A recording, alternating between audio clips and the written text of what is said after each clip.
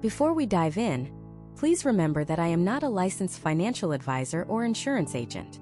This video is for educational and informational purposes only. The goal here is to empower you with knowledge, but you should always consult with a qualified and licensed professional before making any decisions about your own insurance coverage.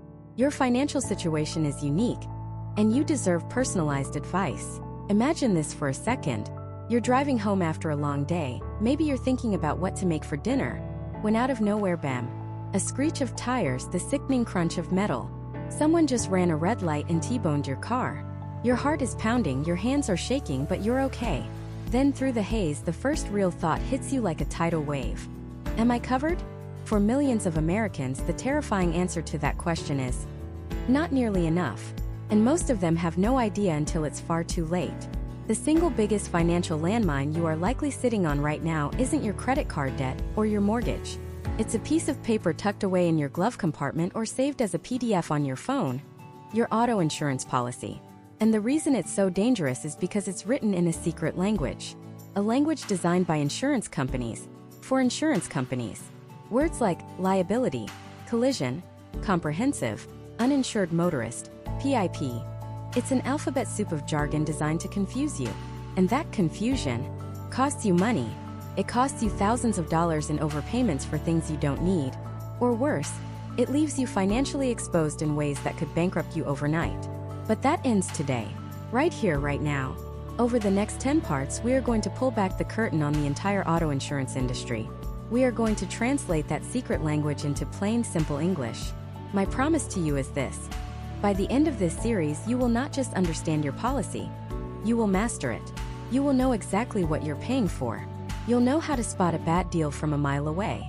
You will have the confidence and the knowledge to walk into any negotiation and build the perfect policy for your life, getting the absolute maximum protection for the lowest possible price.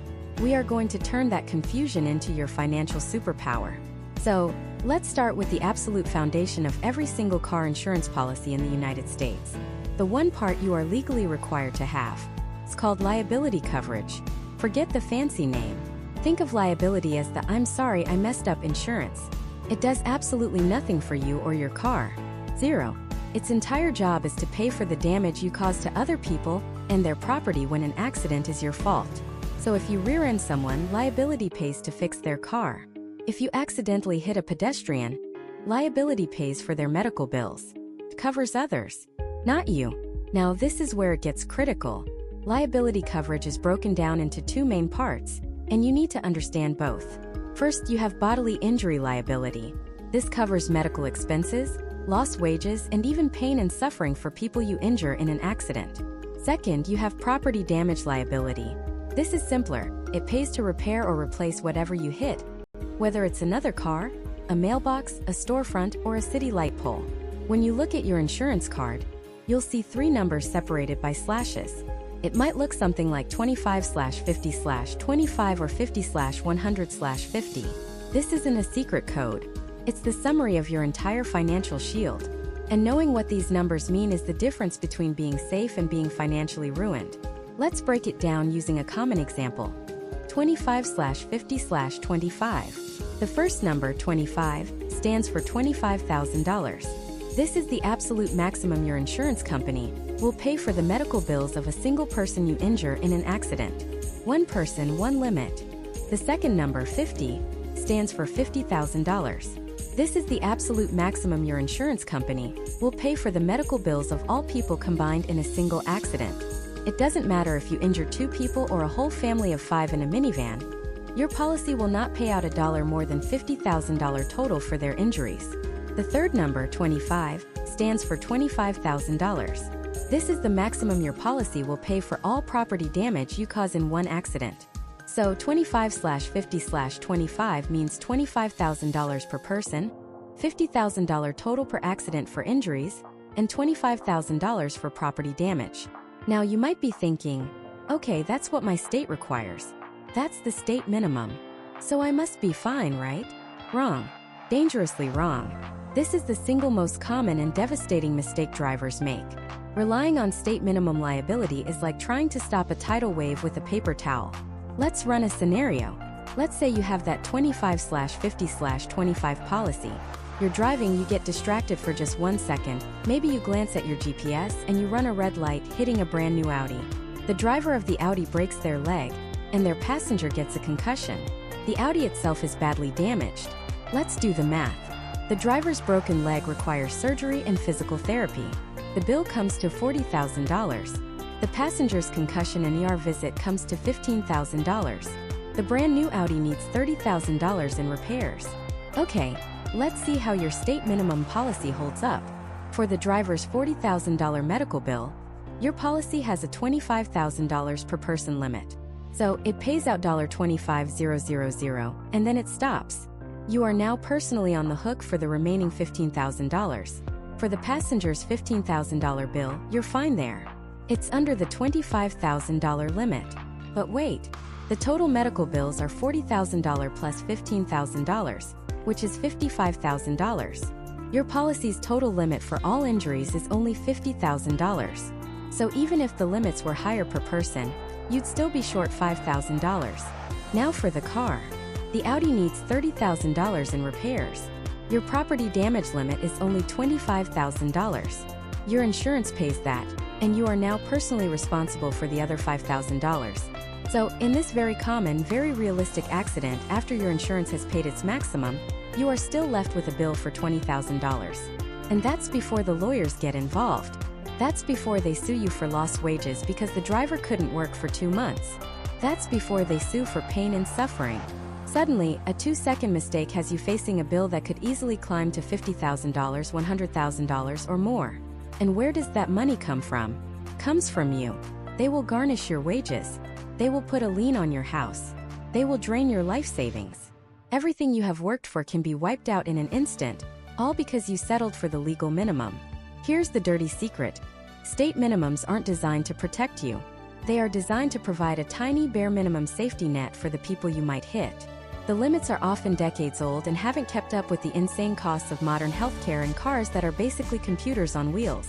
A modern headlight assembly on a luxury truck can cost over $2,000 to replace. A simple fender bender with a Tesla can easily exceed a $25,000 property damage limit. So what's the solution? You need to protect your assets. The rule of thumb is simple. You should have enough liability coverage to cover your entire net worth. If you own a home, have savings, have a 401k, you need to shield those assets. For most people, this means moving up to limits like 100/300/100 or even 250/500/250. And the best part? The cost to increase your liability limits is usually shockingly small. We're often talking about just a few extra dollars a month to increase your protection from $50,000 to $250,000. It is the single best bargain in all of insurance. Liability is your shield. It protects your future from your mistakes. Skimping on it is a gamble you can't afford to lose. It protects everyone else when you're at fault. But that brings up a huge, terrifying question. If liability only pays for the other guy, what about you? What about your own medical bills? And most importantly, what about your car?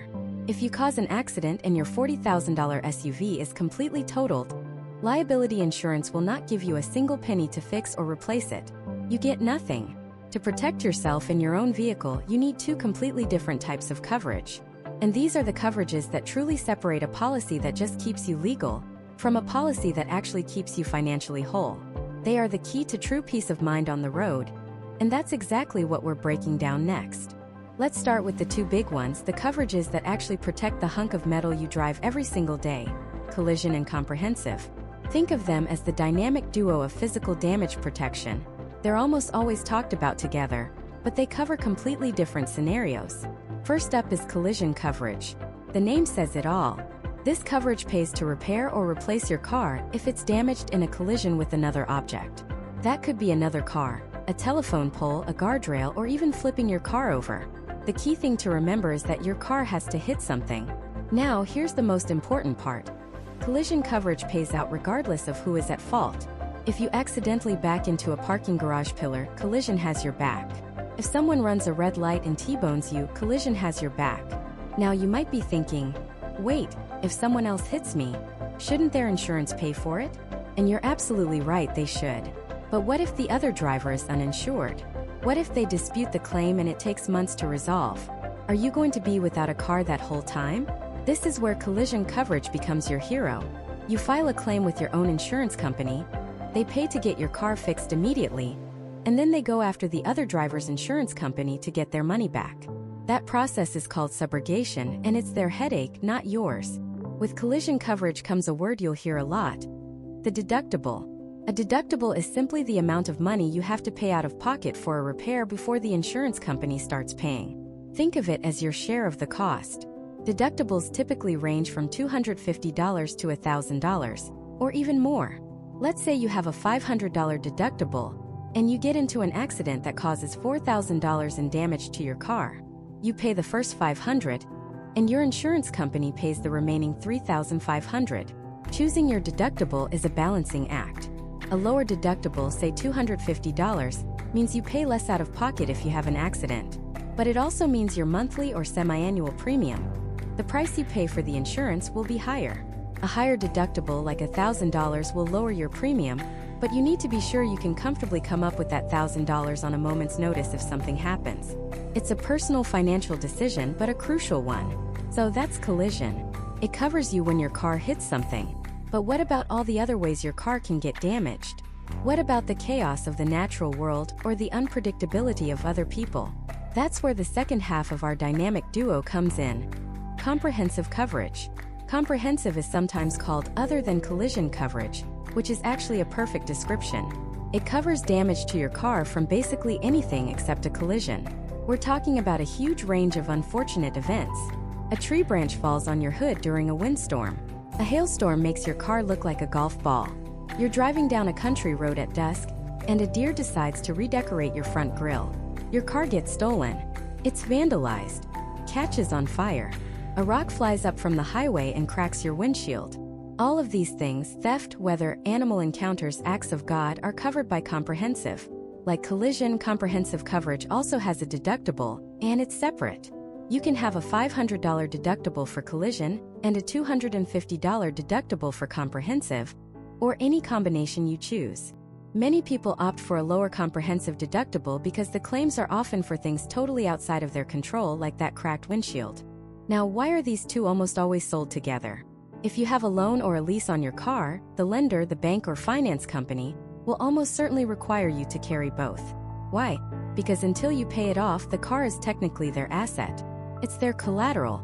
They need to protect their investment, and that means making sure the car can be repaired or replaced no matter what happens to it. This combination of liability, collision, and comprehensive is what people informally call full coverage. But be careful with that term. Full coverage isn't an official insurance product. It's just shorthand, and it can mean different things to different people. It definitely doesn't mean you're covered for everything. So, you've got your liability to protect others, and you've got collision and comprehensive to protect your own car. You're all set, right? You're a responsible driver with a great policy. But what happens when you do everything right, and the person who smashes into you has done everything wrong? What happens when they have no insurance at all? This is a terrifyingly common scenario.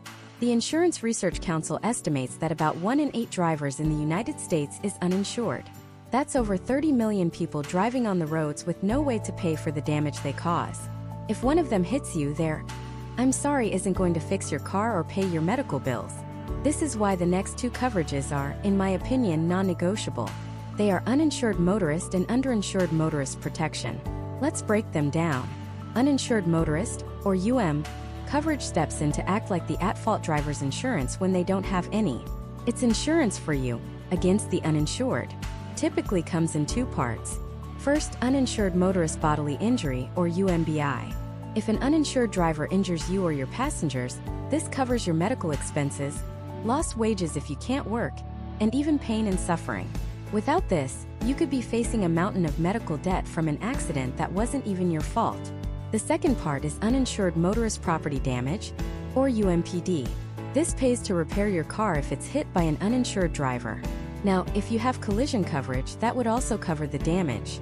So why have both? In many states, the deductible for a UMPD claim is much lower than a collision deductible, often around $250. So, if an uninsured driver hits you, you'd rather pay a $250 deductible than your $500 or $1,000 collision deductible. It also prevents the accident from being filed as an at-fault or neutral collision claim on your record, which can help keep your rates down. It's a small but powerful piece of financial protection. This also covers you in a hit and run, where the other driver is effectively a ghost, an uninsured ghost. But there's another sneakier problem. What if the driver who hits you does have insurance, but they only have the bare minimum required by the state? Let's say your state's minimum for property damage liability is only $10,000. That might be enough to fix a minor dent, but what if they total your $30,000 SUV? Their insurance will pay out its max of $10,000, and then you are left to figure out how to cover the remaining $20,000 yourself. Good luck suing a person who can only afford minimum limits insurance for that kind of money. This is where Underinsured Motorist, or UIM, coverage saves the day. It bridges the gap. It pays the difference between the other driver's low liability limits and the actual cost of your damages, up to the limits you select for your own UIM policy. So in that example, if you had UIM coverage of say $50,000, it would kick in to cover that $20,000 shortfall to fix your car. The same goes for bodily injury. If the other driver only has $25,000 of bodily injury liability, but your medical bills are $100,000, your underinsured motorist bodily injury coverage would step in to cover the remaining $75,000. Think about it. You can't control how much insurance other people buy, but you can control how much you protect yourself from them. Opting for high limits on your uninsured and underinsured motorist coverage is one of the smartest, most defensive moves you can make.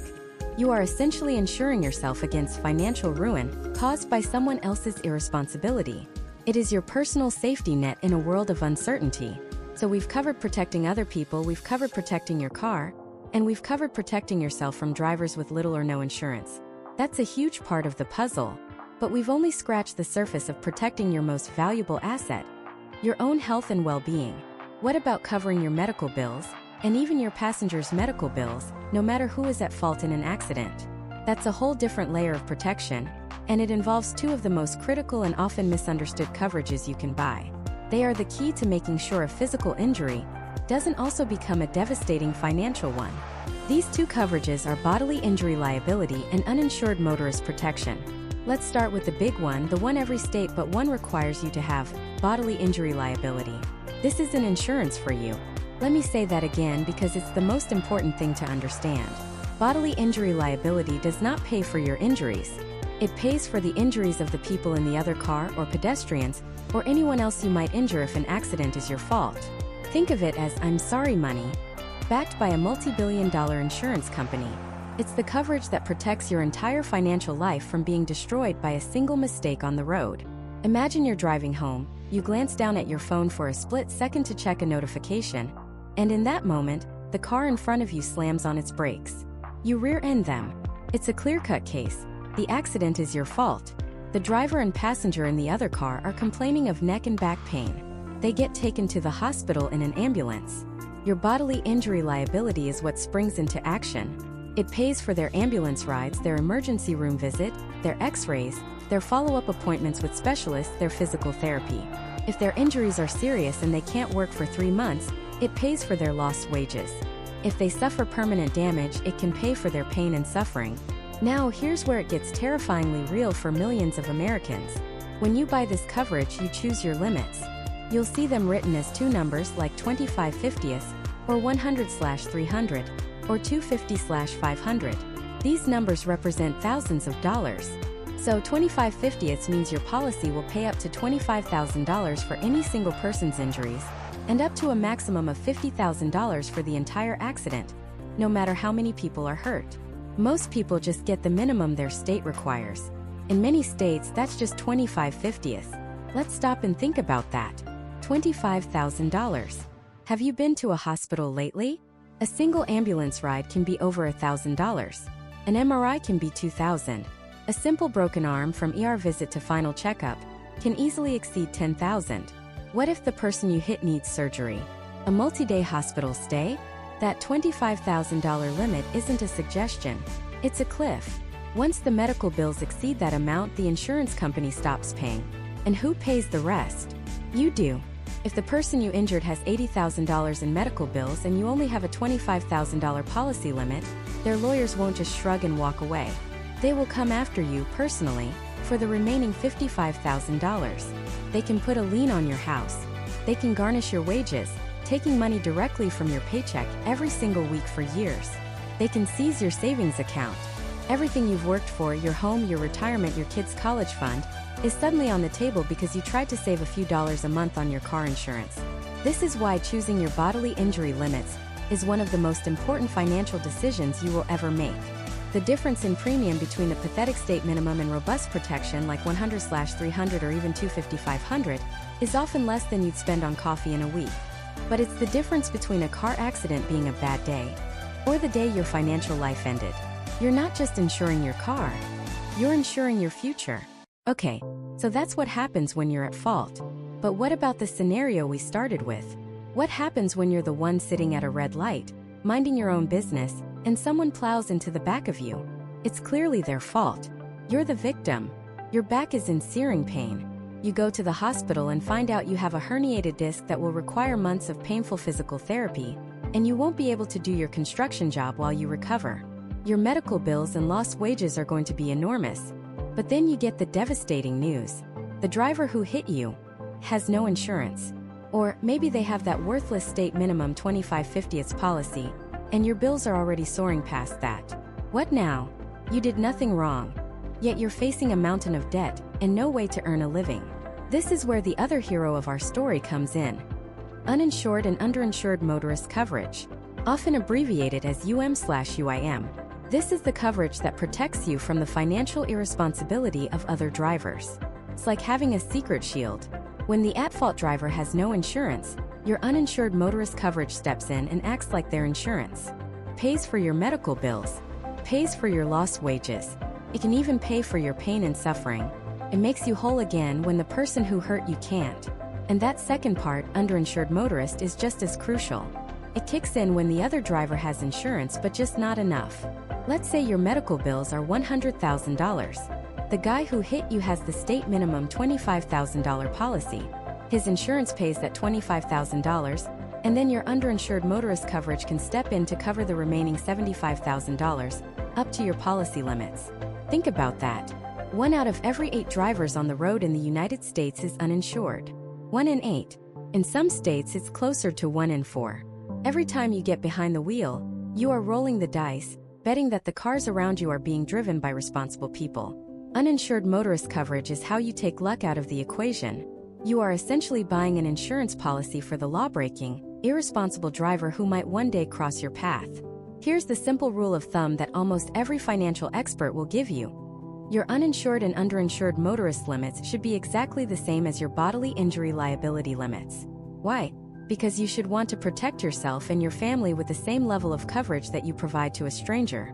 If you decide that $250,000 is the right amount of coverage to protect a stranger you might injure, doesn't it make sense to have that exact same amount of protection for your own family if you're hit by someone with no insurance?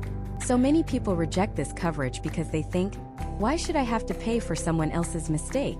And I get it, it feels unfair. But the world isn't fair. People break the rules. And when they do, you have 2 choices. You can be the person left with a lifetime of debt and chronic pain, or you can be the person who had the foresight to spend a few extra dollars a month for a shield that protects you from it all. It's not about fairness. It's about defense. It's about making sure that a physical injury doesn't turn into a catastrophic financial one. We've just covered the 2 most important coverages for protecting human beings in an accident, the other guy with your liability coverage, and yourself with your uninsured motorist coverage. We've protected the people, but what about the piles of twisted metal sitting on the side of the road? Who pays to fix or replace the cars? The answer is more complicated than you think, and it all comes down to 2 little words that can mean the difference between getting a check for a new car or getting nothing at all. At fault. Those are the 2 words. 2 words that completely change the landscape of your insurance claim. Because in the United States, we don't have one system for handling car accidents. We have 2 fundamentally different philosophies, and the state you live in, the state where you have your accident, determines which rulebook you play by. This is without a doubt one of the most misunderstood aspects of auto insurance, and not knowing the difference can cost you thousands, if not tens of thousands of dollars. Let's go back to our crash scene. Sarah is driving home from work, stops at a red light. Mike, distracted by a text message, doesn't see the light and plows right into the back of her car. It's a classic rear-end collision.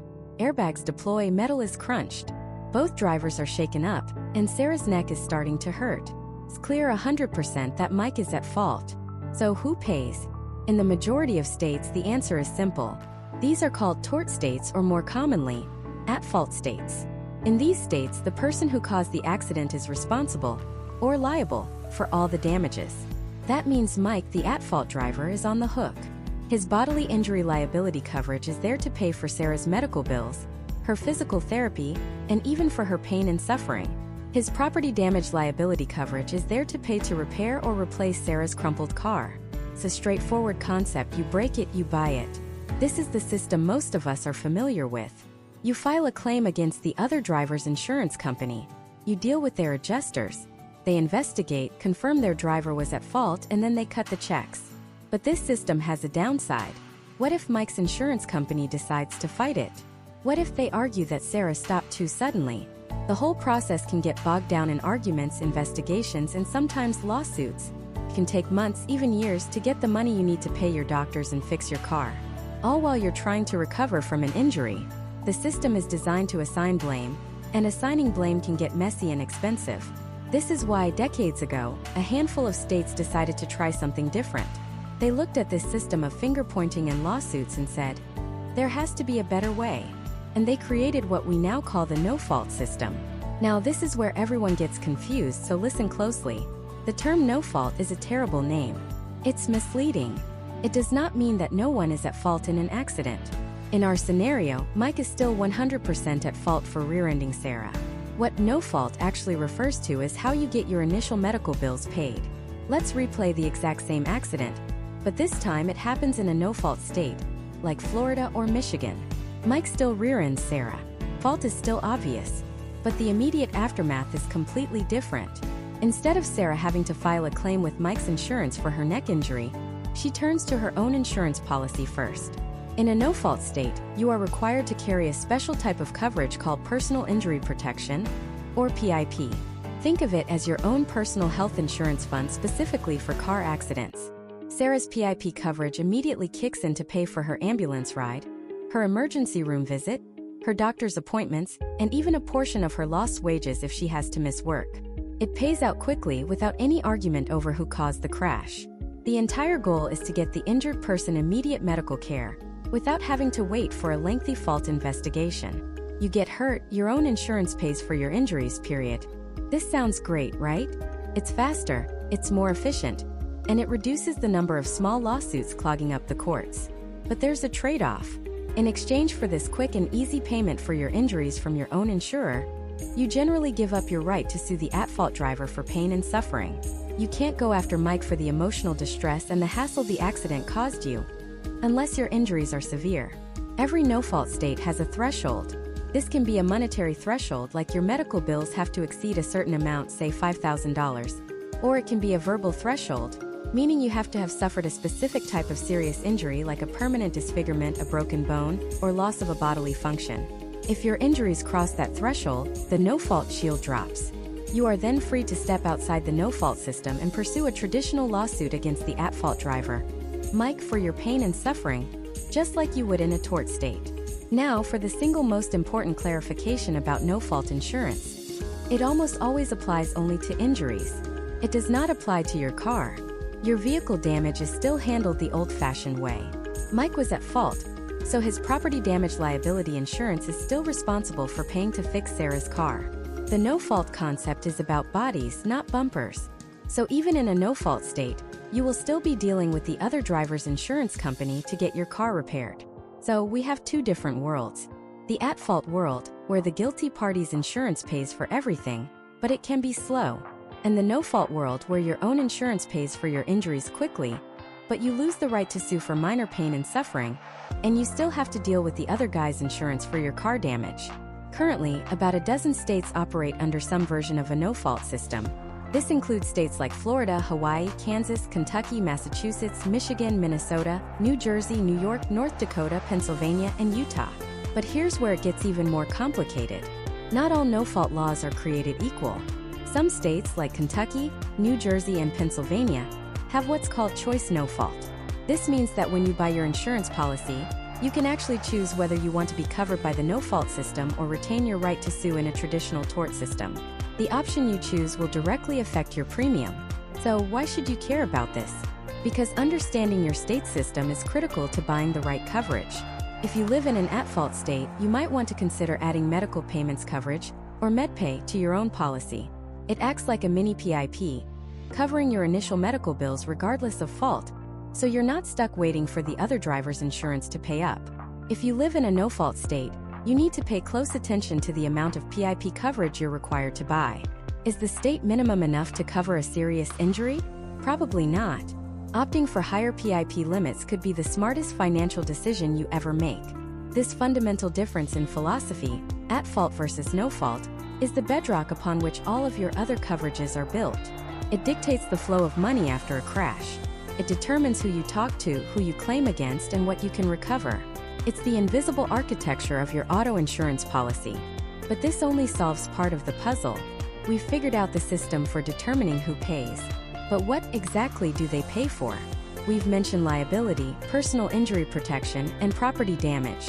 But that's just the tip of the iceberg. What happens if the person who hits you doesn't have insurance at all?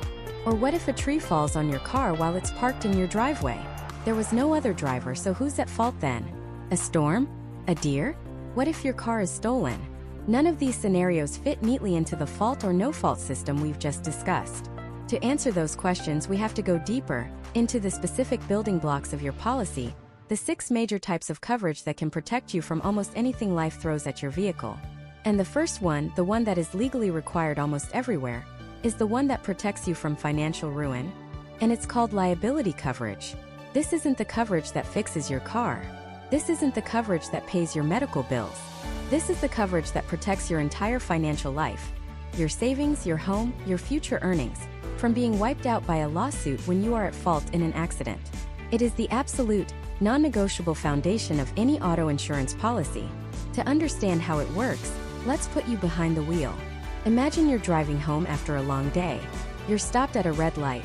Maybe you glance down at your phone for just a second to check a notification. Or maybe you're just lost in thought. The light turns green, the car in front of you starts to move, and you take your foot off the brake. But then they suddenly stop again. You don't react in time. It's a low-speed collision, just a classic fender bender. That sickening crunch of metal and plastic. You get out, your heart is pounding, but thankfully nobody seems seriously hurt. You've just caused an accident. This is the exact moment your liability coverage springs into action. It's divided into 2 critical parts. The first part is property damage liability. This is straightforward. It pays to repair or replace whatever property you damaged. In our little fender bender, it's the other person's car. It pays for the new bumper, the bodywork, the paint job, the rental car they need while theirs is in the shop. But it's not just for cars. If you swerve to avoid a deer and take out someone's mailbox and a section of their expensive wrought iron fence, your property damage liability covers that. If you back into a light pole in a parking lot, it pays the city to replace it. It covers damage to other people's property that you caused with your vehicle. The second and far more critical part is bodily injury liability. This is the one that can save you from financial ruin. Let's go back to that fender bender. The other driver seemed fine at the scene, but the next day, they wake up with a stiff neck. They go to the doctor. It's whiplash. Now they have medical bills. They might need a few weeks of physical therapy. They might have to miss a few days of work. Your bodily injury liability is what pays for all of that. It covers the other person's medical expenses, from the ambulance ride and emergency room visit to ongoing chiropractic care or even surgery. It also covers their lost wages if the injury prevents them from working. And it can even cover more abstract things like pain and suffering, which is legal compensation for the trauma and physical discomfort they endured because of the accident you caused. Now, here's where so many people get into trouble. When you buy liability coverage, you don't just get an unlimited amount. You choose specific limits. You've probably seen these numbers on your policy documents, and they look like a secret code. 25/50/25, or 50/100/50, or 100/300/100. This isn't just random jargon. This is the exact dollar amount in thousands that your insurance company will pay. It's called a split limit, and it's crucially important to understand what each number means. Let's use the most common state minimum as an example. 25/50/25. The first number, 25, represents $25,000. This is the maximum amount your insurance will pay for bodily injury to a single person in an accident you cause. So in our fender bender, if the other driver's medical bills and lost wages total $15,000, your policy covers it. If they total $30,000, your policy only pays the first $25,000. You are personally on the hook for the remaining $5,000. The second number, 50, represents $50,000. This is the maximum amount your insurance will pay for bodily injury for all people combined in a single accident. Imagine in that fender bender, the other driver had a passenger. Both of them are injured. The driver has $30,000 in medical bills, and the passenger has $30,000. That's a total of $60,000. Even though each individual's claim is more than the $25,000 per person limit, the policy also won't pay more than the $50,000 total per accident limit. The insurance company would pay out its maximum of $50,000, and you would be personally sued for the remaining $10,000. The third number, 25, represents $25,000. This is the maximum amount your insurance will pay for all property damage in one accident. This covers the other car, the fence, the light pole, whatever you hit. Now, you might be thinking, okay, $25,000 for a car, $50,000 for injuries, that sounds like a lot of money. The state says that's all I need. I'll just get the minimum and save a few bucks. This is, without a doubt, one of the most dangerous financial gambles a person can make in the United States. Relying on state minimum liability coverage in today's world is like trying to put out a house fire with a water pistol. It is catastrophically inadequate. Let's rerun our scenario, but this time, let's make it a little more realistic. You glance down at your GPS. You don't just tap someone's bumper. You run a red light and T-bone another car in an intersection. It's not a 15-year-old sedan. It's a brand new Tesla Model Y. The average cost of a new car in the US is over $48,000. Your $25,000 property damage limit? It's exhausted before they even finish writing the repair estimate. The advanced sensors, cameras, and battery components in modern cars, especially EVs and luxury vehicles, mean that even moderate damage can easily result in a total loss. So the insurance company writes a check for $25,000, and now the other driver's insurance company, or their lawyers, come directly to you for the remaining $23,000, plus the cost of their rental, taxes, and fees. But that's just the car. Let's look at the people inside. It's not just a case of whiplash anymore. The driver has a broken arm that requires surgery and steel plates. The passenger has a concussion and 3 herniated discs in their back. Let's just focus on the driver. The ambulance ride is $2,000. The emergency room visit with CT scans is $8,000. The surgery to fix their arm is $40,000. The follow-up physical therapy is $10,000. They are a contractor and can't work for 3 months, so that's another $20,000 in lost wages. We are already at $80,000 for just one person. Your state minimum policy with its $25,000 per person limit is utterly, hopelessly overwhelmed. Your insurance company will pay its $25,000 limit, and then their legal obligation to you is over. They wish you the best of luck. You are now facing a lawsuit for the remaining $55,000 for just that one person. We haven't even touched the passenger with the serious back injury, whose medical bills could be even higher. This is how ordinary people have their lives destroyed. The other party's attorney will sue you personally. They will get a judgment against you from a court, and with that judgment they have the power to ruin you. They can freeze and seize the money in your bank accounts. They can put a lien on your house, meaning you can't sell it or refinance it without paying them first. And most devastatingly, they can get a court order to garnish your wages. This means every single paycheck you earn for years, maybe even decades, will have a portion of it taken out and sent directly to them until the entire debt is paid. One moment of distraction, one mistake, and you could be spending the next 20 years working to pay for an accident because you tried to save $15 a month on car insurance. This is why liability coverage isn't about protecting your car. It's about protecting your life. It's a shield for everything you have and everything you will ever earn. The good news is, increasing these limits is one of the biggest bargains in the entire insurance industry. The jump from a dangerously low 25/50/25 policy to a much safer 100/300/100 policy, that's $100,000 per person, $300,000 per accident for injuries, and $100,000 for property damage, is often shockingly small. It might be the cost of a few cups of coffee a month. It is the single most important and cost-effective upgrade you can make to your policy. It provides a powerful layer of protection between a bad day on the road and total financial catastrophe. So you've protected your financial future from a lawsuit. You've done the responsible thing and have high liability limits. But as you stand on the side of that intersection, looking at the wreckage, a new problem emerges. What about your own car, which is now crumpled and undrivable? Your liability coverage, the hero that's saving you from $1 million lawsuit, won't pay a single penny to fix it. For that, you need two completely different types of protection. And these two protections are the reason most people get insurance in the first place. They are collision and comprehensive coverage. Let's start with the one that deals with that crumpled mess of a car we just imagined. Collision coverage is exactly what it sounds like. It pays to repair or replace your own car if it's damaged in a collision with another object. That object could be another car, a telephone pole, a guardrail, a fire hydrant, or even the wall of your own garage. The most important thing to understand about collision coverage is this. It pays out regardless of who is at fault. Let's go back to that accident scene. You rear-ended the luxury sedan. Your liability coverage is handling their repairs and their medical bills. Now you turn to your own car.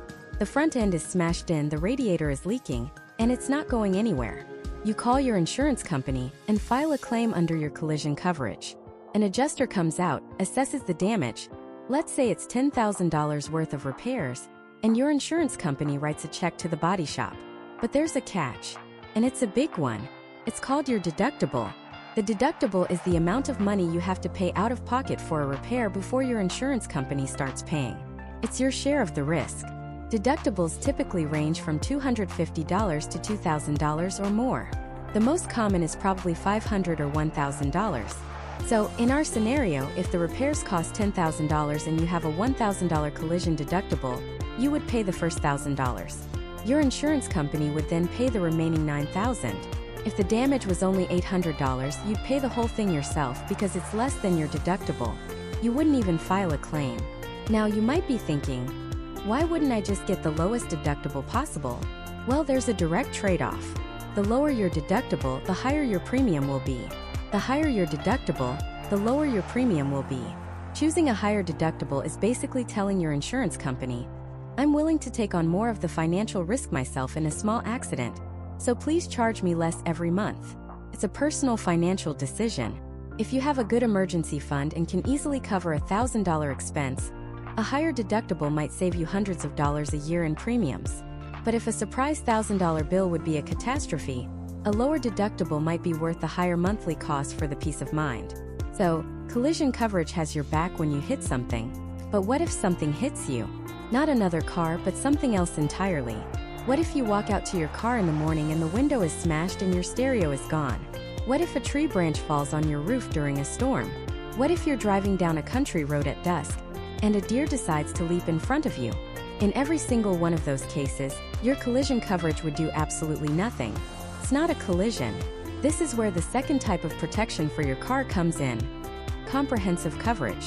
Think of comprehensive as the almost everything else policy. It's sometimes called other than collision coverage, which is a perfect description. It protects your car from damage caused by events that are largely out of your control. The list is long: theft, vandalism, fire, hitting an animal, falling objects like hail, ice, or tree limbs, riots, explosions, floods, earthquakes. If a giant flock of birds decides to wage war on your car's paint job, that's a comprehensive claim. If your car is stolen and recovered a week later with damage, comprehensive pays for the repairs. If it's never found, comprehensive pays you the value of the car. Let's take the deer example because it's incredibly common. You're driving responsibly, and a 10-point buck jumps out of the woods. There's no time to react. The impact causes thousands of dollars in damage to your hood, grill, and radiator. This wasn't a collision with another car or a stationary object you ran into. You hit an animal. You would file a claim under your comprehensive coverage. And just like collision, comprehensive coverage has a deductible. You'd pay your share, say $500, and your insurance company would cover the rest of the repair bill. Now, you've probably heard people say they have full coverage. This is one of the most misunderstood terms in the entire insurance world. Let me be crystal clear. Full coverage is not a real insurance product. You cannot call an agent and buy a policy called full coverage. It doesn't exist. It's just a common casual phrase people use to describe a policy that includes the three main pillars we've discussed: liability, collision, and comprehensive. So if someone says they have full coverage, they just mean they have protection for the other guy, and they have protection for their own car from both crashes and other weird stuff. So, do you actually need collision and comprehensive? Unlike liability insurance, which is required by law in nearly every state, no state legally requires you to buy collision or comprehensive. However, if you have a loan on your car or if you're leasing it, your lender will absolutely 100% require you to have both. Why? Because until you pay it off, the bank or finance company technically owns your car. They have a financial interest in it, and they want to make sure their asset is protected. If you wreck the car and don't have collision coverage, you still owe the bank the rest of that loan, but now you have no car to show for it. The lender isn't taking that risk. But what if your car is paid off? This is where it becomes a strategic financial decision. Should you keep paying for collision and comprehensive on an older car? Here's a simple rule of thumb many financial experts use: the 10% rule. Take a look at the current value of your car. You can use a site like Kelley Blue Book or Edmunds to get a good estimate of its actual cash value. That's what an insurance company would pay you if it were totaled. Now, look at what you're paying per year specifically for your collision and comprehensive premiums. Your insurance statement should break this down.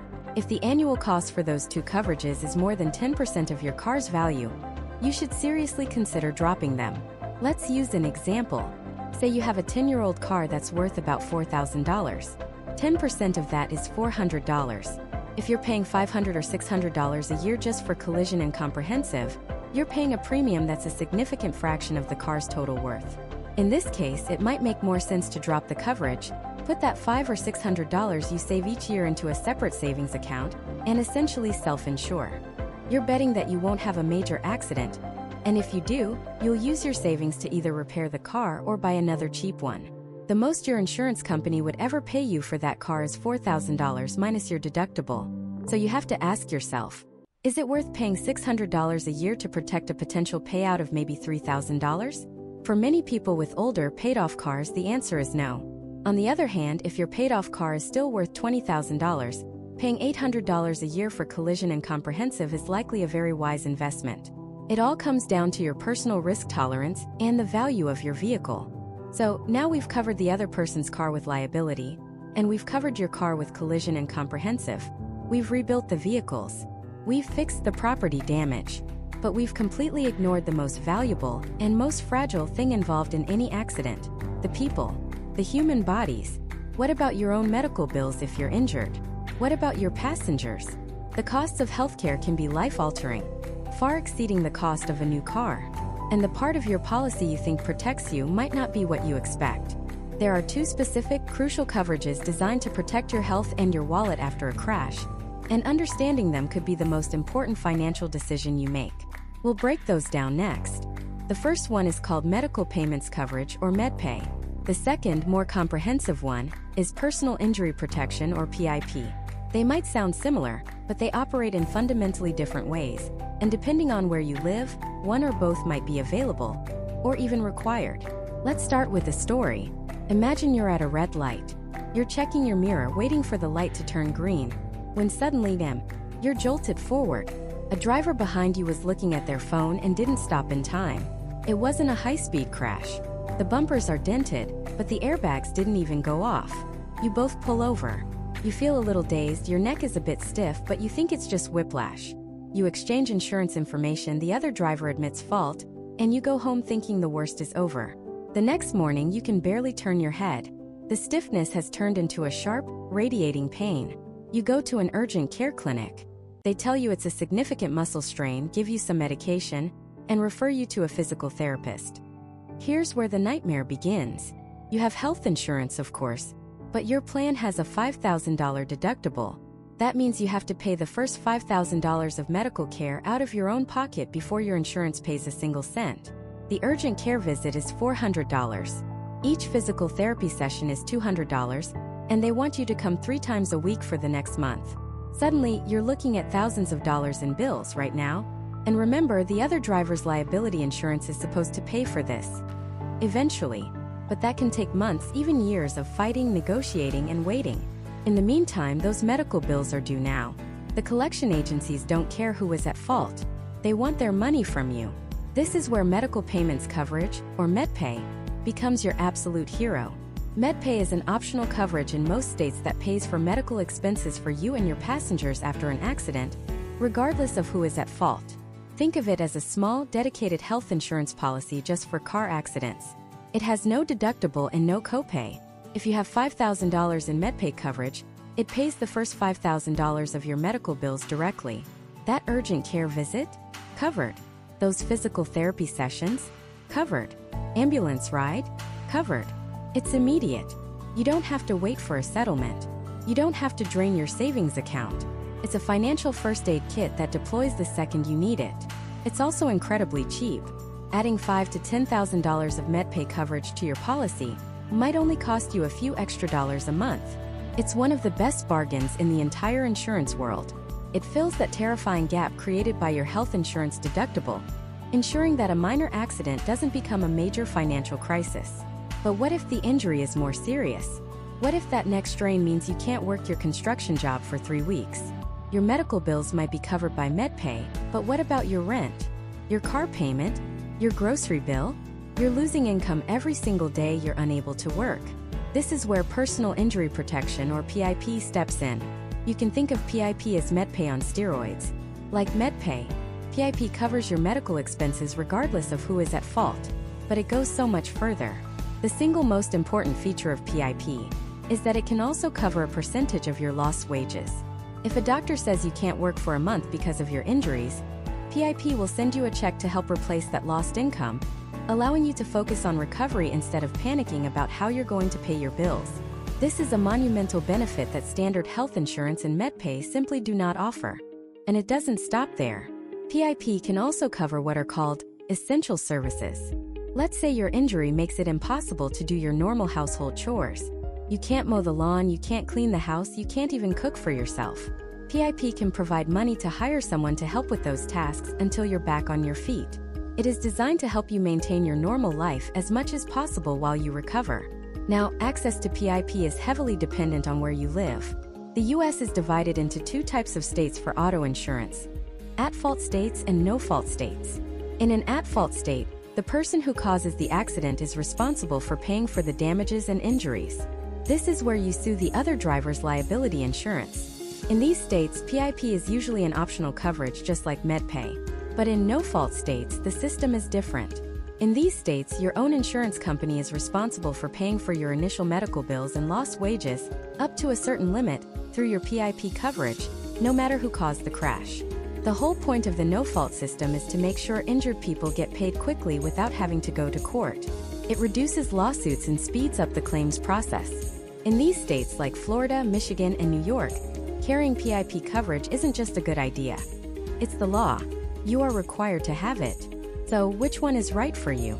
If you live in a no-fault state, you don't have a choice, you must carry PIP. But if you live in an at-fault state, you may have the option to choose between MedPay, PIP, or neither. Let me be perfectly clear. Choosing neither is a massive, unnecessary gamble. Your health insurance is not enough. The high deductibles, copays, and the lack of coverage for lost wages create a huge vulnerability. The real decision is between MedPay and PIP. If PIP is available in your state, it is almost always the superior choice because of the lost wages coverage. Ask yourself this: if you were injured and couldn't work for a month, would you be in serious financial trouble? If the answer is yes, you need PIP. If PIP isn't offered in your state, then MedPay is an absolute must-have. It's the essential buffer that protects your savings from being wiped out by a health insurance deductible after a crash. The cost for these coverages is shockingly low compared to the financial devastation they prevent. We're often talking about the price of a couple of coffees a month to protect yourself from thousands, or even tens of thousands, of dollars in immediate out-of-pocket expenses and lost income. It is the definition of a no-brainer. You are insuring your health, your savings, and your ability to earn a living. So you've done the smart thing. You've added PIP or MedPay to your policy. You get into an accident that wasn't your fault. Your medical bills are paid, your lost wages are covered. You're protected. But what about your car? Your brand new SUV is now a crumpled wreck. The other driver who ran the red light and T-boned you was at fault. so their liability insurance should pay to fix or replace your vehicle, right? But what happens when the police officer comes back to your window and tells you the other driver has no insurance at all, or they have the absolute bare minimum coverage, which isn't nearly enough to cover the $50,000 value of your totaled car? Suddenly, you're not at fault, you've done everything right, but you are staring at a massive financial loss with seemingly no one to pay for it. This is the ultimate auto insurance nightmare, and it happens every single day. There is, however, a shield to protect you from this exact scenario, and understanding it is just as crucial as everything we've just discussed. That shield has a name. It's called Uninsured and Underinsured Motorist Coverage. And for millions of Americans, it is the single most important coverage on their policy that they either don't have or don't have enough of. Let's break that down because there are two distinct parts to this critical protection. First, let's talk about the uninsured motorist, or UM coverage.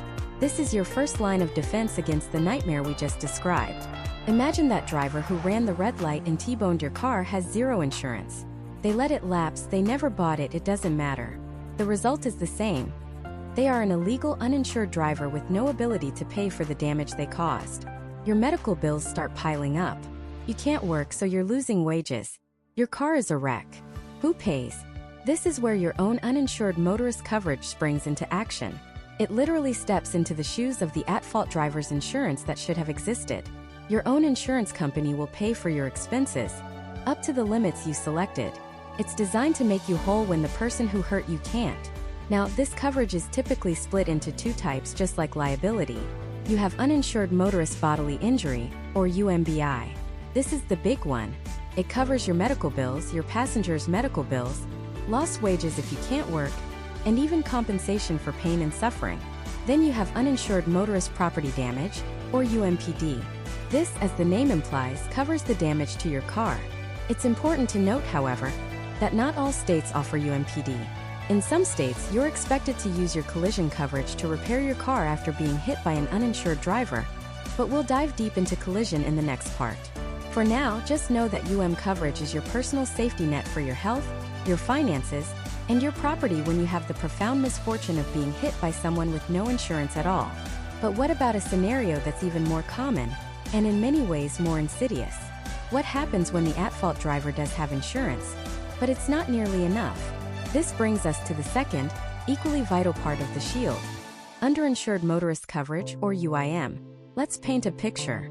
You're driving home from work, stopped at a light, when a distracted driver slams into you from behind at 45 miles per hour.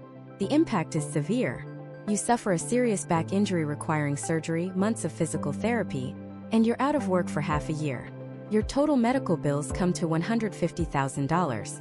Your lost wages add another $40,000. The total financial damage to your life just from the bodily injury is $190,000. You find out the driver who hit you was insured. For a moment you feel a wave of relief, but then you get the details. They only carried their state's minimum required liability coverage, which in their state is just $25,000 for bodily injury per person. Their insurance company will write you a check for that $25,000. And that's it. That is the absolute maximum they are legally obligated to pay. So now you're left with $165,000 in medical bills and lost income, and the person who caused it is legally off the hook. This is where underinsured motorist coverage becomes your financial hero. Your UIM coverage is designed to cover the gap. It kicks in after the at-fault driver's insurance has paid out its maximum limit. In this scenario, your UIM policy would step in to cover that remaining $165,000, up to your own policy limits. Without it, you'd be facing financial ruin, potentially bankruptcy, all because someone else was irresponsible. So why is this coverage so non-negotiable? It comes down to two terrifying realities of driving in America. First, the number of uninsured drivers is shockingly high.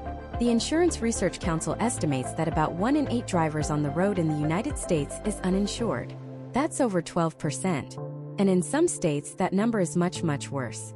In Mississippi, it's nearly 30%. In Florida, it's over 20%. Every time you pull out of your driveway, you are sharing the road with millions of people who have no ability to pay for any damage they might cause you. You are betting your entire financial future on the hope that you won't cross paths with one of them. Second, as we've seen, the state minimum liability limits are dangerously low. A single ambulance ride in a few hours in an emergency room can easily surpass a $15,000 or $25,000 limit. A serious accident resulting in surgery or a multi-day hospital stay will obliterate those minimums, leaving you with tens or even hundreds of thousands of dollars in uncovered bills. Relying on other drivers to carry enough insurance to protect you is a massive gamble. and UIM coverage is how you take control. It's how you stop gambling and start guaranteeing your own protection. So, how much do you need?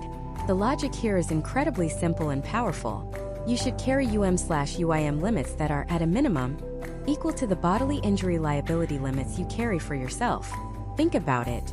If you've decided that you need $100,000 per person and $300,000 per accident in liability coverage to protect your own assets in case you injure someone else, what is the logic in giving yourself less protection? Are you saying your own health, your own ability to earn an income, and your own family's well-being are worth less than a stranger's? Of course not. Match your liability limits. If you have 100/300 of liability, you should have 100/300 of UM/UIM. It is the most logical and responsible baseline for your own protection. Now there's a slightly more advanced concept here that can dramatically increase your protection, and it's called stacking. Not all states offer it, but if yours does, you need to understand it. Let's say you have 2 cars on your policy, and you've chosen UM/UIM limits of $100,000 per person. If you have a non-stacked policy, and you get into an accident, you only have access to the $100,000 limit associated with the car you were driving. That's it. But if you opt for a stacked policy, you are allowed to literally stack the limits of your vehicles together. So in that same scenario, with 2 cars and $100,000 of coverage on each, you could stack them to create a total available coverage of $200,000 for that single accident. If you have 3 cars, you could have $300,000. Stacking typically costs a little more, but the value it provides is immense, essentially multiplying your protection for a marginal increase in your premium. Always ask your agent if stacking is available in your state, and how it would impact your coverage and your cost. Finally, let's consider one more common nightmare: the hit and run. A car sideswipes you on the highway and speeds off. You can't get a license plate. They vanish. For insurance purposes, a phantom vehicle that cannot be identified is treated as an uninsured motorist.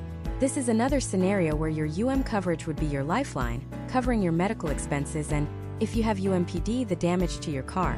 Without it, you are completely on your own. Liability coverage is about your responsibility to others. Uninsured and underinsured motorist coverage is about your responsibility to yourself and your family. It is you, acknowledging the very real risks on the road, and building a financial fortress to protect your own life from the irresponsibility of others. You've now built a fortress to protect yourself from other drivers. But what happens when the threat isn't another car, but a falling tree, a hailstorm, or a deer that jumps out of nowhere? That's a different kind of financial disaster, and it requires a completely different set of shields. These are the shields that protect your own vehicle, your investment, from what the industry calls physical damage. And they come in 2 primary forms: collision and comprehensive. Let's break them down, because understanding the difference is the key to not overpaying for coverage you don't need, or worse, being underinsured when disaster strikes. First up is collision coverage. The name is pretty self-explanatory. This coverage pays to repair or replace your car if it's damaged in a collision with another object. That object is usually another vehicle, but it could also be a telephone pole, a guardrail, a building, or even a particularly nasty pothole that causes you to lose control. The most important thing to remember about collision coverage is this: fault doesn't matter. Let me repeat that because it's critical. With collision coverage, it doesn't matter if you were at fault or not. Imagine you're driving on a winter morning, and you hit a patch of black ice. You spin out and slam into a concrete median. It was an accident, but you were the only one involved, so you're considered at fault. Your liability insurance won't pay a single penny to fix your car. That's not its job. Its job is to fix the median you damaged. But your collision coverage? That's what steps in to pay for your crumpled bumper and smashed headlights. Or think about a hit and run. Someone sideswipes your car in a parking lot and takes off. They are 100% at fault, but they're gone. You have no way to file a claim against their liability insurance. In this scenario, you can file a claim under your own collision coverage to get your car fixed. It's your safety net when the other guy disappears. Now, this coverage isn't a blank check. It comes with a deductible, A deductible is the amount of money you have to pay out of your own pocket for a repair before the insurance company starts paying. Deductibles typically range from $250 to $2,500. Let's say you have a $500 deductible, and you get into an accident that causes $4,000 in damage to your car. You pay the first $500, and your insurance company pays the remaining $3,500. The rule of thumb is simple. A higher deductible means you're taking on more personal risk, so the insurance company will reward you with a lower premium. A lower deductible means less risk for you, so you'll pay a higher premium. It's a trade-off you have to decide on. So that's collision. Covers you when you hit something. But what about all the other chaos the world can throw at your car? That's where the second shield comes in. Comprehensive coverage. Some people call it other than collision coverage, which is a perfect description. It covers almost every other kind of physical damage that isn't a collision. This is your protection against the random, the bizarre, and the acts of God. Remember that falling tree we talked about? That's a comprehensive claim. The hailstorm that leaves your car looking like a golf ball? Comprehensive. The deer that leaps out of the woods at dusk? Believe it or not, hitting an animal is not considered a collision. It's a comprehensive claim. And it goes on. Comprehensive covers fire, floods, and earthquakes. It covers theft. If someone steals your entire car. It covers vandalism. If someone keys your paint job or smashes your windows. It even covers things like a rock flying up from the highway and cracking your windshield. Comprehensive is the catch-all for the unpredictable. Just like collision, it has a deductible that you choose, and it works the same way. So now the million-dollar question: do you actually need these two coverages? Unlike liability insurance, no state in the U.S. legally requires you to carry collision or comprehensive. You could, in theory, drive with just your state's minimum liability coverage. However, there's a huge catch. If you have a loan on your car or you're leasing it, your lender or leasing company will almost certainly require you to have both. Why? Because until you pay that car off, it's not truly yours. It's the bank's asset. It's their collateral for the loan they gave you. They are protecting their investment. If you total a car that you still owe $20,000 on and you don't have collision coverage, you might just stop making payments. Now the bank is out $20,000 and has a pile of scrap metal as an asset. They won't let that happen. They'll force you to carry both coverages until the loan is fully paid. But what if you own your car outright? What if you have the title free and clear? Then the decision is entirely up to you, and it should be based on a simple financial calculation. The value of your car versus the cost of the coverage. You need to ask yourself one question. If my car were totaled tomorrow, could I afford to replace it without significant financial hardship? If your car is a 15-year-old beater worth maybe $2,000, does it make sense to pay $500 or $600 a year for comp and collision? Probably not. After you pay your, say, $1,000 deductible, the most the insurance company would ever pay out is $1,000. In this case, you're better off dropping the coverages, saving that premium money, and putting it aside in an emergency fund to buy a new car when the time comes. But if you're driving a car that's only a few years old and is worth $25,000, that same $600 premium is an absolute bargain. The thought of having to suddenly come up with $25 grand to replace your car is terrifying for most people. In this case, keeping full coverage is a no-brainer. This is the essence of insurance. You pay a small known amount, the premium, to avoid a potentially catastrophic unknown cost. There is one more crucial piece of the puzzle, a final shield that is incredibly important, especially if you have a newer car with a loan. It's called gap insurance. GAP stands for Guaranteed Asset Protection, and it covers a very specific and dangerous financial risk, being upside down on your car loan. Here's how it works. The second you drive a new car off the lot, it starts to depreciate. It loses value. In the first year alone, a new car can lose 20% or more of its value. The problem is, your car loan balance doesn't shrink that fast. This creates a gap, where you owe more on the car than the car is actually worth. Let's paint a nightmare scenario. You buy a brand new car for $35,000.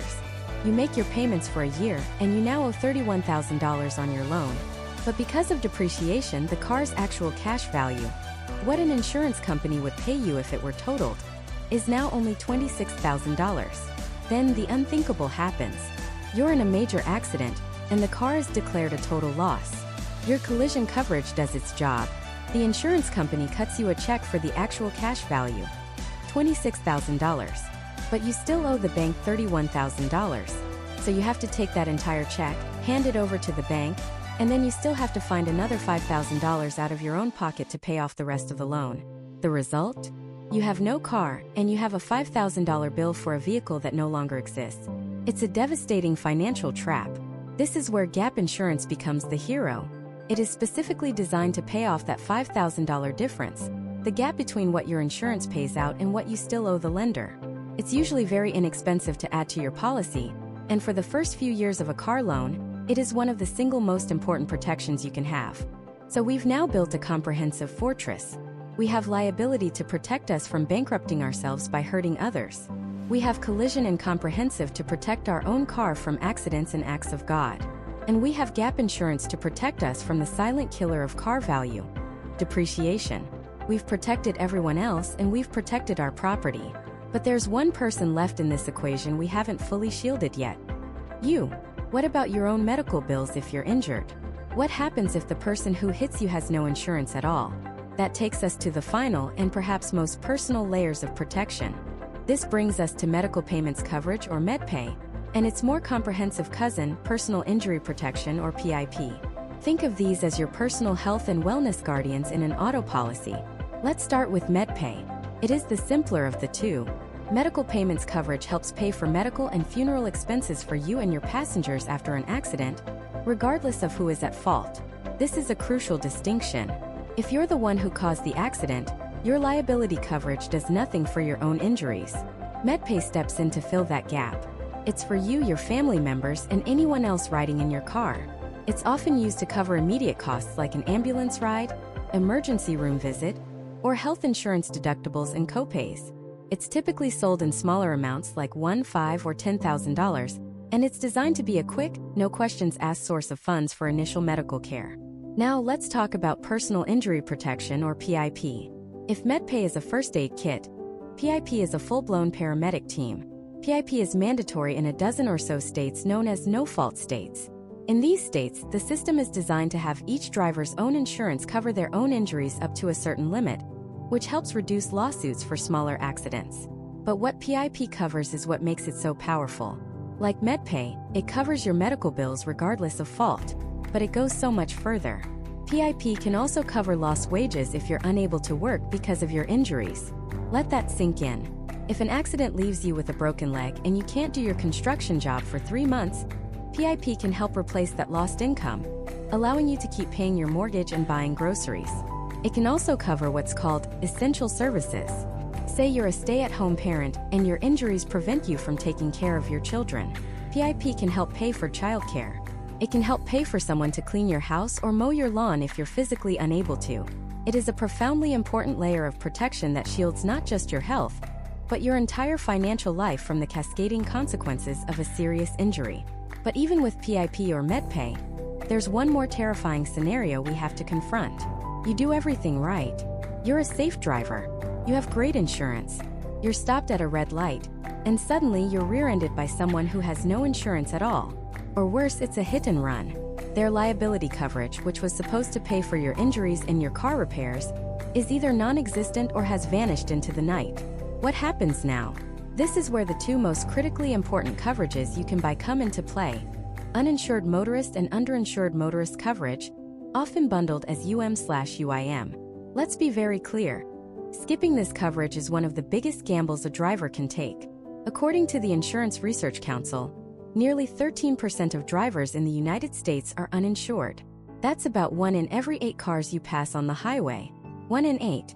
They are rolling the dice, and if they hit you, they are betting with your life and your savings. Uninsured motorist coverage is your shield against them. If you are hit by a driver with no insurance, or it's a hit and run, your UM coverage steps in and acts like the insurance the other driver should have had. It has 2 parts. Uninsured motorist bodily injury, or UMBI, pays for your medical bills, your passengers' medical bills, and can also cover lost wages and compensation for pain and suffering. It's the coverage that pays for the ambulance, the surgery, the physical therapy, and the income you lost while recovering. The second part, uninsured motorist property damage, or UMPD, helps pay to repair or replace your car. In some states, this is covered by your collision insurance, but having UMPD can be a lifesaver, especially if you have a high collision deductible or don't carry collision coverage on an older car.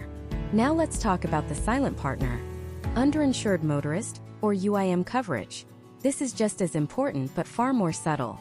Imagine the driver who hits you does have insurance, but they only bought the bare minimum required by the state. In many states, that minimum for bodily injury liability might be just $25,000 per person. Now, imagine the accident they cause is severe. You're airlifted to a hospital, you need multiple surgeries, and your total medical bills climb to $200,000. The at-fault driver's insurance will pay its maximum of $25,000, and then that's it. They're done. You are left with a staggering $175,000 in medical debt, all because the other person decided to save a few dollars a month on their policy. This is where underinsured motorist coverage becomes your hero. It bridges the gap.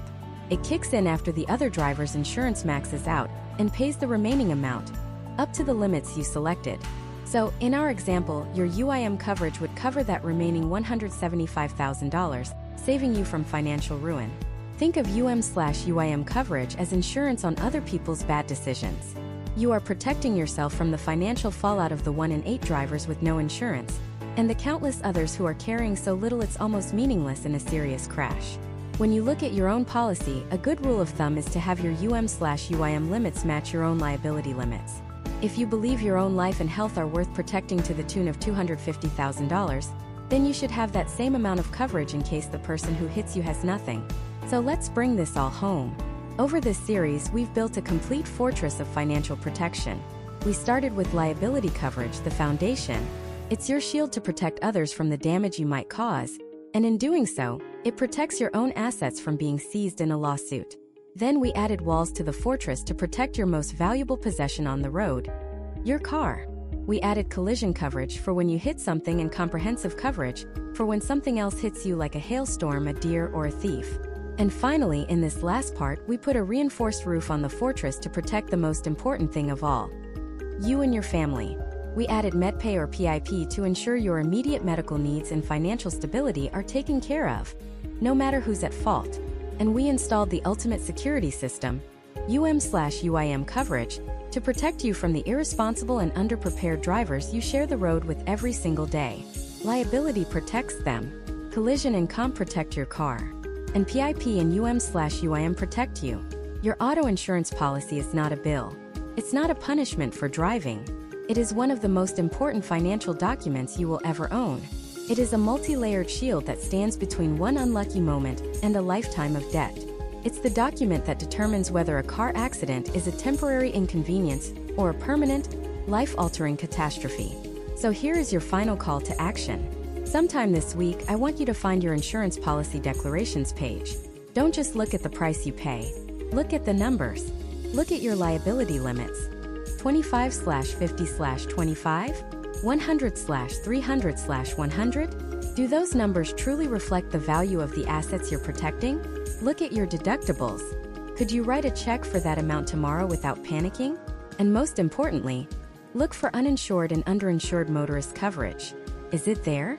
Are the limits high enough to cover a serious hospital stay? To cover months of lost work? These are not just numbers on a page. They are promises. They are the promises your insurance company makes to you in exchange for your premium. Your job is to make sure you are buying the right promises. You cannot control the weather. You cannot control road conditions. And you absolutely cannot control the actions of every other driver on the road. But the one thing you can control, the one decision you can make right now, in the quiet of your home before the chaos of an accident ever happens, is the strength of the shield you build. Choose wisely, drive safely, and thank you for taking this journey to become a smarter, safer, and more protected driver.